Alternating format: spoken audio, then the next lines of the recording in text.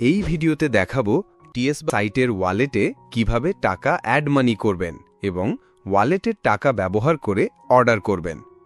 প্রথমে দেখিয়ে দিচ্ছি ওয়ালেটে কিভাবে টাকা অ্যাড করবেন। প্রথমে একদম নিচে অ্যাড মানি লেখা আছে, এখানে ক্লিক করুন। তারপর নতুন পেজ আসবে। এখানে আপনি কত টাকা অ্যাড মানি করতে চান সেটির পরিমাণ লিখুন। যেমন 100 টাকা করলে 100 বা 500 টাকা করলে 500।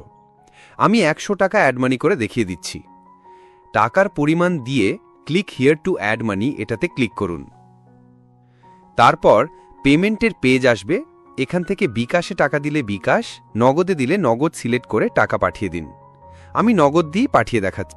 নগদ নাম্বারটি কপি করে এটাতে 100 টাকা সেন্ড মানি করে ট্রানজ্যাকশন আইডি কপি করে নিয়ে এসে ট্রানজ্যাকশন আইডি দিন এই ঘরে বসিয়ে নিচের ভেরিফাই ক্লিক করলেই টাকা ওয়ালেটে অ্যাড হয়ে যাবে।